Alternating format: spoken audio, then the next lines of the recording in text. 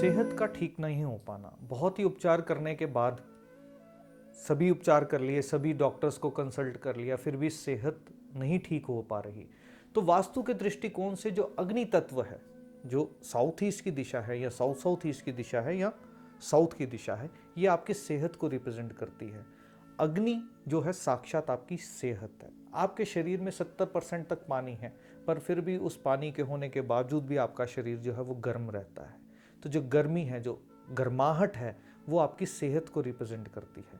तो जैसे ही अग्नि की दिशा में जल आ जाता है, जल किसी भी स्वरूप में हो सकता है, वो नीले या काले रंग के स्वरूप में भी हो सकता है, शीशे के स्वरूप में भी हो सकता है, या किसी और कारण से इम्बैलेंस आ जाना, टॉयलेट का वहाँ आ जाना, कोई और एंटी एक्टिविटी वहाँ हो जाना, तो उस कारण से आपकी सेहत जो है वो इफेक्ट होना शुरू हो जाती है।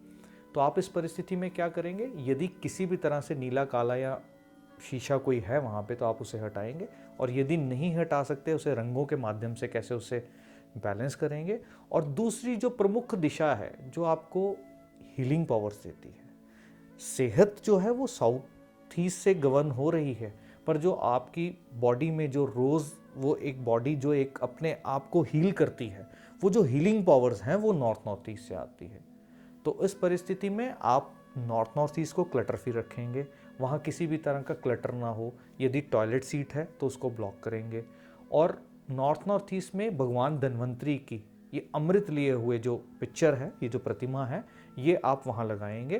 प्लस जो अग्नि की दिशा है, वहाँ से कोई भी किसी भी तरह का नीला काला रंग या कोई शीशा यदि है तो उसे हटाएंगे। नॉर्थ ईस्ट से लेकर साउथ वेस्ट तक यदि एक लाइन खींची जाए, तो जो साउथ ईस्ट का हिस्सा है, जितने भी जो अग्नि तत्व है, ये मेल्स को गवर्न करती है, और जो नॉर्थ वेस्ट और वेस्ट की जो डायरेक्शंस है, ये फीमेल्स को गवर्न करती है। तो प्रमुखता आप देखेंगे जिसके घर में जो दिशाएं, अगर मान लीजिए नॉर्थ वेस्ट वेस्ट डिस्टर्ब है तो फीमेल्स को ज़्यादा प्रॉब्लम होती हैं, और यदि साउथ ईस्ट ईस्ट की प्रॉब्लम है तो उस घर में जो मेल्स हैं उनको ज़्यादा प्रॉब्लम होती है। तो इस तरीके से आप एक समीक्षा करेंगे। आप जब वो एक विधि के द्वारा जो आपको सिखाई गई है कि किस तरीके से एक मैप को आपको देखना है, किस तरीके से उसकी ग्रिडिंग करनी है, कौन से दिशाओं में कौन से तत्व बढ़े हुए हैं या कम है, या कौन से प्लानिटरी पोजीशंस एक पर्टिकुलर आदमी के हॉरोस्कोप में वो क्या रिफ्लेक्ट कर रहे हैं, और इस कॉम्बिनेशन में क्या ऑब्जेक्ट्स पड़े हुए क्या रोल प्ले कर रहे हैं, तो उसे आप करेक्ट करेंगे। साथ ही साथ में नॉर्थ ईस्ट में भगवान धन्वंतरी की ये प्रतिमा लगाते हैं, तो आपको हर तरीके का जो सेहत का सुख है वो प्रदान होता है। साथ ही में जल जो है आपके जीवन में एक बहुत ही प्रमुख भूमिका निभाता है। आपके शरीर में 70% पानी है, तो इसलिए ये बहुत ज़रूरी है आपके शरीर के अंदर पानी की जो एक एक बूंद भी जा रही है वो एक मेडिसिन का काम करे। तो आपके शरीर में जो भी एक पानी की बूंद जाती है, जैसे ही आप कोई जल जब ग्रहण करते हैं तो उसे हमेशा ब्लेस करके पिएंगे।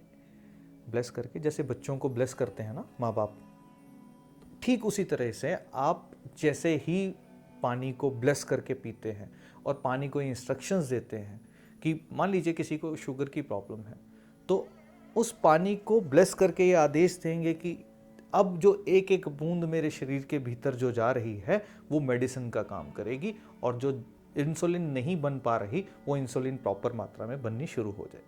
तो जैसे ही आपका ध्यान वहाँ केंद्रित करके उस जल को ग्रहण करते हैं, तो किसी भी तरह के जो रोग हैं, बीपी की बात कर लीजिए, शुगर की बात कर लीजिए, थायराइड की बात कर लीजिए, किसी भी तरह के जो रोग हैं, कोई भी रोग, कैसा भी रोग, जल जो है वो सबसे बढ़िया मेडिसिन है।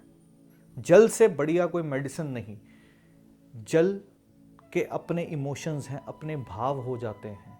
तो इसलिए बहुत ज़रूरी है आप जो जल ग्रहण कर रहे हैं, कहते हैं ना कि जैसा अन्न वैसा मन, तो जो अन्न भी आप खाते हैं उसमें भी जल की एक मात्रा होती है। तो जैसे ही आप जल जो ग्रहण कर रहे हैं उसे ब्लेस करके आप जब पीते हैं, उसे जब ग्रहण करते हैं, तो आप उसे ये आदेश देते हैं कि शरीर के जिस भी हिस्से में, जिस भी एक ऑर्गन में कोई भी किसी भी कारण से अगर कोई दिक्कत आ रही है तो वो उसे रिपेयर कर देता है, ऑटोमेटिकली वो चीज़ें ठीक हो जाती हैं। तो जल की बहुत ही महत्वपूर्ण भूमिका है। इसीलिए जल हमेशा कांच के बॉटल में रखेंगे, उसे प्लास्टिक की बॉटल्स में जल नहीं होना चाहिए आपके घर पे। ध्यान रहेगा कि आपके घर पे जो कांच की बॉटल्स ही होनी चाहिए, प्लास्टिक की बॉटल में जल जो है वो नहीं होना चाहिए। तो इस तरीके से आप जल को ग्रहण करेंगे और जो भी बीमारियां हैं किसी के भी शरीर में वो दूर हो जाएंगी।